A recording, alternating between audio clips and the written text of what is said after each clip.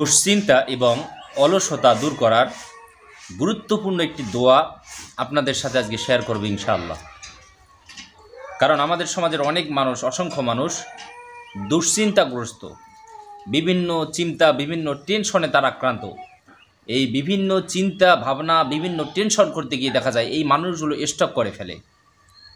এই মানুষগুলো স্টক করে, ব্রেন স্টক করে, তারা এক পর্যায়ে দেখা যায় মৃত্যুর কোলে ঢলে পড়ে। এবং অলসতা মানব জীবনের অত্যন্ত খারাপ একটা দিক হলো অলসতা। তো আমাদের সমাজের অনেক মানুষ অলস জীবন যাপন করতে পছন্দ করে, ভালোবাসে, কাজকর্ম করতে চায় না। দেখা যায় সারা দিন রাত শুধু শুয়ে থাকে, এখানে কাটায় সেখানে কাটায়, বন্ধু বান্ধবের সাথে বিভিন্ন জায়গায় তারা সময় কাটায়, কিন্তু কাজকর্ম তারা করতে চায় না, তারা একেবারেই অলস। এরকম দুশ্চিন্তা এবং অলসতা দূর করার গুরুত্বপূর্ণ একটি দোয়া রাসূল সাল্লাল্লাহু আলাইহি ওয়াসাল্লামের হাদিস থেকে আপনাদের সামনে উপস্থাপন করব, যে দোয়াটি পাঠ করলে অনেকগুলো উপকার হবে। সেই সাথে আপনাদের সবথেকে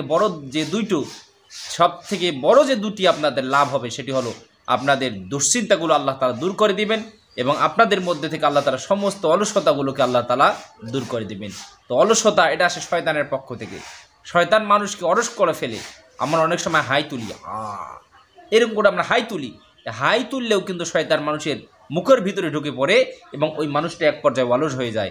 এই কারণে হাই আসলে আমরা মুখে এরকম করে হাত দিয়ে ঢেকে ধরবো, অথবা আমরা দাঁত চিপে ধরবো, অথবা হাই যদি আমাদের এসেই যায় তাহলে আমরা আউযু বিল্লাহি মিনাশ শাইতানির রাজিম এটা পড়ে নেব।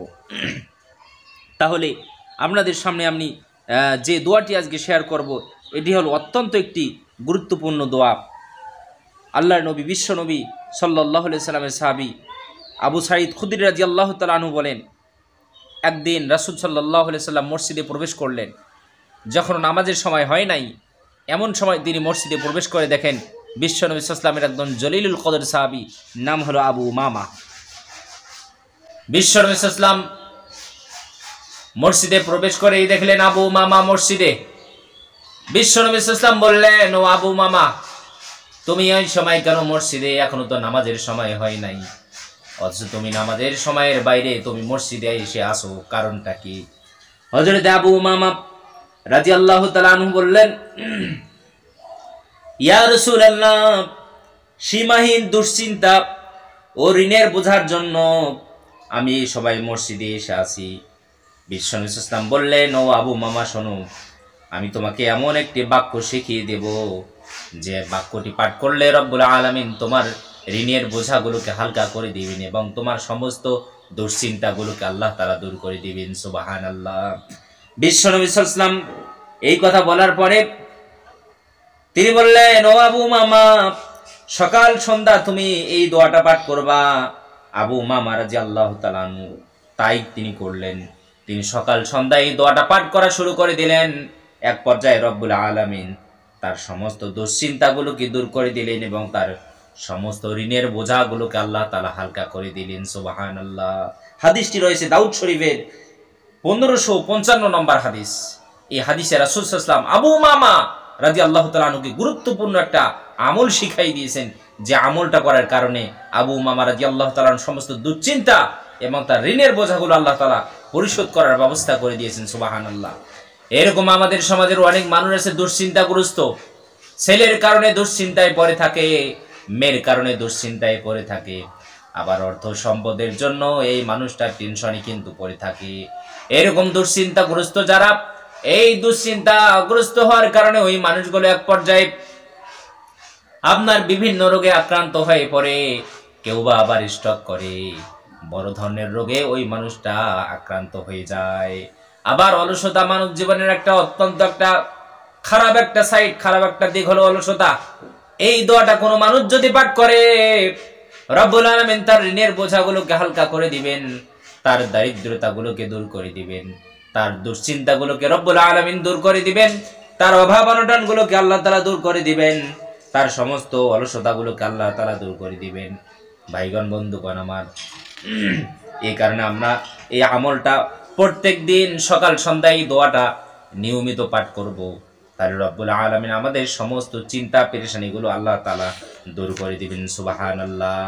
এই দোয়াটার মধ্যে আপনার 1 2 3 4 5 6 7 8 8টা উপকারী রয়েছে একটা দোয়ার মধ্যে। কোনো মানুষ যদি এই দোয়াটা যদি পড়ে তাহলে ওই মানুষটার 8টা উপকার হবে। আপনি আমি যদি সকাল সন্ধ্যা এই দোয়াটা যদি পাঠ করি, রাসূল সাল্লাল্লাহু আলাইহি ওয়াসাল্লামের শেখানো এই দোয়াটা, যে দোয়াটা তিনি হযরত আবু উমামা রাদিয়াল্লাহু তাআলা আনহুকে শিক্ষা দিয়েছেন, এই দোয়াটা যদি আমরা পাঠ করি তাহলে একটা দোয়া পাঠের কারণে আমাদের কয়টা উপকার হবে? 8টা। দোয়াটি হলো আল্লাহুম্মা ইন্নী আউযু বিকা মিনাল হাম্মি ওয়াল হাজান। অর্থ হলো আল্লাহুম্মা, হে আল্লাহ, ইন্নী আউযু বিকা, নিশ্চয় আমি তোমার কাছে আশ্রয় যাচ্ছি, মিনাল হাম্মি ওয়াল হাজান, সমস্ত দুঃখ সমস্ত দুশ্চিন্তা থেকে। আল্লাহু আকবার। মিনাল হাম্মি ওয়াল হাজান, সমস্ত দুঃখ সমস্ত দুশ্চিন্তা থেকে আমি আপনার কাছে আশ্রয় চাচ্ছি। ওয়া আউযু বিকা মিনাল আজজি ওয়াল কাসাল, এবং সমস্ত অপারগতা এবং সমস্ত অলসতা থেকে আমি তোমার কাছে আশ্রয় চাচ্ছি। সমস্ত অপারগতা এবং সমস্ত অলসতা থেকে আল্লাহর কাছে আশ্রয় চাওয়া হয়। এরপরে ওয়া আউযু বিকা মিনাল আজজি ওয়াল কাসাল, এবং সমস্ত কাপুরুষতা এবং সমস্ত কৃপণতা থেকে আল্লাহ আমি তোমার কাছে আশ্রয় চাচ্ছি, কারণ কৃপণতা কি নয়? ভালো জিনিস নয়। এরপরে হলো ওয়া আউযু বিকা মিন গলাবাতিদ দাইনি ওয়া কাহরির রিজাল, এবং হে আল্লাহ আমি তোমার কাছে ঋণের বোঝা থেকে, অধিক ঋণের বোঝা থেকে আল্লাহ আমি তোমার কাছে আশ্রয় চাই। ওয়া গলাবাতির রিজাল, এবং খারাপ লোকের জবরদস্তি থেকে আল্লাহ আমি তোমার কাছে আশ্রয় চাই। খারাপ লোকের জবরদস্তি থেকে, খারাপ লোকের সঙ্গ থেকে আল্লাহ আমি তোমার কাছে আশ্রয় চাই। এই দোয়াটার মধ্যে 8টা উপকারী রয়েছে, 8টা লাভ রয়েছে। এই দোয়াটা যদি আমরা পাঠ করি তাহলে চলুন কথা না বাড়িয়ে আমি আপনাদেরকে সহি শুদ্ধ করে দোয়াটা আমি আপনাদের সামনে উপস্থাপন করি, পড়িয়ে দেই, আপনারাও আমার সাথে পড়েন, তাহলে আপনাদের মুখের জড়তা দূর হবে এবং আপনাদের এই দোয়াটা পড়তে সহজ হবে এবং আপনারা এই লাভগুলো আপনারা পেতে পারেন।